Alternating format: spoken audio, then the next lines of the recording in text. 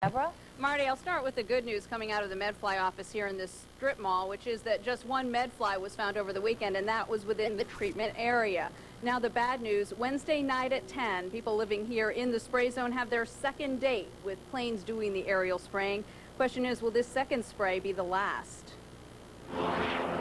It's the new Wednesday night special in Manatee County, aerial spraying. Second Wednesday night in 2 weeks. But spray zone residents like Sally Palmer don't like this kind of special treatment. Well, we just wonder what's going to happen in the long run as they get older in life, if it's something that's going to stay with them and then show up later or what. So it's the second of 3 aerial sprays approved for Manatee County by the EPA.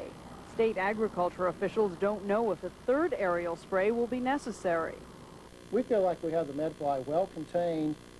The numbers that I gave you earlier certainly show that the population, is crashing rapidly. Spray zone residents we talked with say the aerial spray is necessary. I don't work, but a lot of people depend on it for a living. And I sure don't want them to lose their jobs. 5 million sterile Medflies were released near the Sarasota-Bradenton Airport today, part of an ongoing effort to stop the Medfly from reproducing. Some spray zone residents find humor in all this.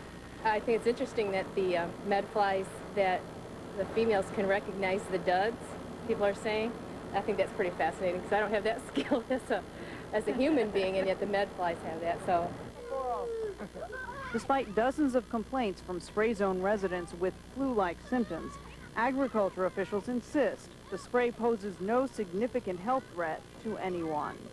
And the health department has received a total of 52 health complaints from people about the spraying. An expert up in Tallahassee will then determine whether those people are suffering from pesticide poisoning. Marty?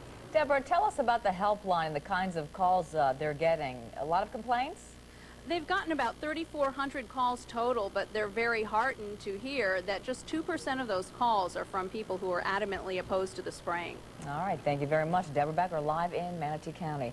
Now, if you have any questions or concerns about malathion or the use of sterile Medflies, call the Medfly hotline. That number, 888-397-1517.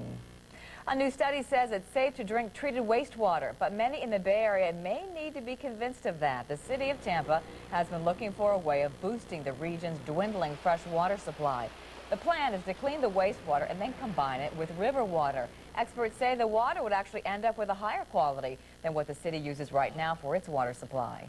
A new Clearwater Memorial Causeway Bridge may not go up after all. 2 of the 5 Clearwater commissioners now oppose the new bridge, and if one more commissioner goes against it, the project is dead. The group will vote on Thursday. Tampa police are getting a little help in their fight to keep the streets safe. We'll tell you all about it. Plus, it may be sunny and hot here, but other states across the country are dealing with some wicked weather. At 6:16, meteorologist Dick Fletcher will tell us if this is headed our way. and what else can you find at the Florida Aquarium?